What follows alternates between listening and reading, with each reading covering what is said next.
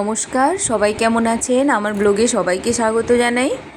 আজকে আমি একটা পাতুরি বানাবো, তার জন্য কলা পাতা লাগবে। এখানে দেখুন কত কলা গাছ, কলা পাতা ভর্তি।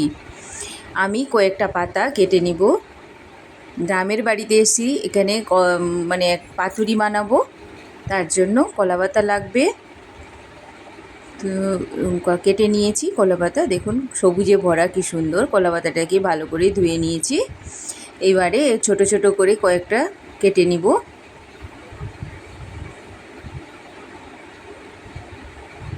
মানে গ্যাসে তো অনেকে বানায়, এটা উনুনে আমি বানাবো। এটাকে সেঁকে নিব, পাতাগুলোকে একটু সেঁকে নিতে হবে, দিলে এটা ফেটে যায় না, ওই জন্য সেঁকে নিতে হবে। সেঁকে নিলাম। ছোটো ছোটো কয়েকটা কেটেছি, আর একটা বড় পাতা কেটেছি। এখানে আমি মশলা করে নিচ্ছি। প্রথমে পেঁয়াজ কুচি করে নিয়েছি, আর কাঁচা লঙ্কা, শুকনো লঙ্কা, গোটা জিরে আর সর্ষেটা বেটে নিব। সর্ষেটা আমি প্রথম জল দিয়ে ধুয়ে নিয়েছি। ধুয়ে নিব ভালো করে, ধুয়ে এটাকে ছেঁকে নিয়ে এটাকে বেটে নিব।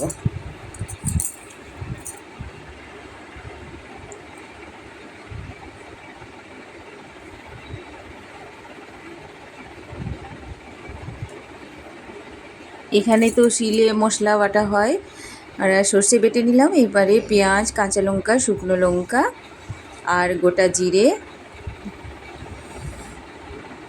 দিয়ে এটা একসঙ্গে বেটে নিব।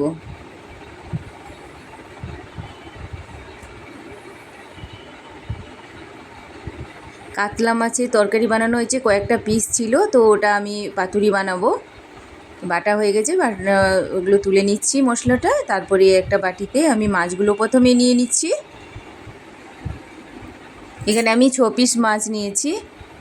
এবারে ওই বাটা মশলাগুলো সব দিয়ে দিচ্ছি।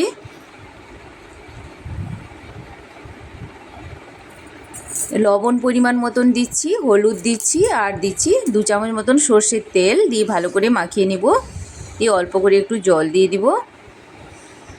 মাখানো হয়ে গেছে। এবারে আমি প্রথমে বড় পাতাটা নিয়েছি, তারপরে আমি ছোট পাতাগুলো এরকম করে দিয়ে দিচ্ছি। এটা বেশি মশলা লাগে না, আর মানে একটা পুড়ার গন্ধ থাকে, তো ওটার জন্য খুব ভালো লাগে। উনুনে পোড়ানো খেতে খুব সুন্দর লাগে, গ্যাসের থেকে। গ্যাসে যেরকম আমরা বানাই, এটা উনুনে আলাদা একটা টেস্ট লাগে। এইভাবে নিয়ে নিয়েছি। এবারে সর্ষের তেল একটু ছড়িয়ে দিলাম, তারপরে এইভাবে মুড়ে নিব এটাকে।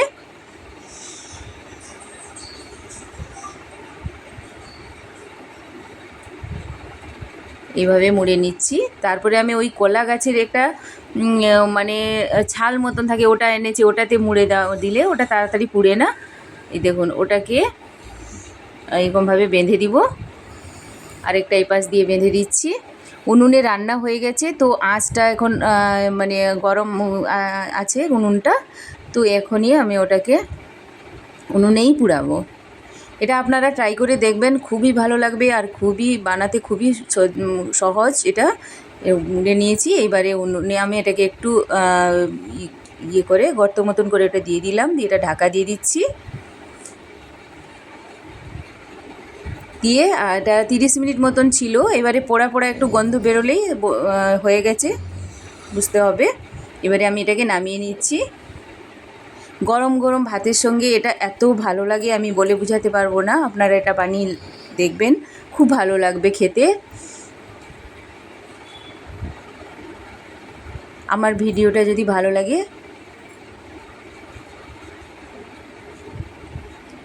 তাহলে লাইক, শেয়ার, সাবস্ক্রাইব করে দিবেন।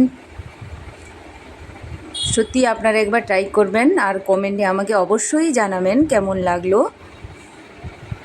অসাধারণ খেতে লাগে, দেখুন গরম গরম খুব সুন্দর লাগে। বাই।